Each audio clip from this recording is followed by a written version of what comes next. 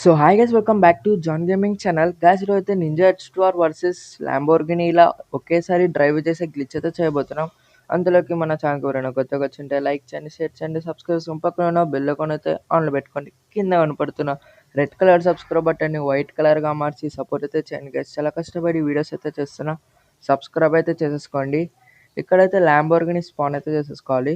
Exact దానిపైనే మన ninja హెచ్2ఆర్ కూడా స్పాన్ చేసేసుకోవాలి.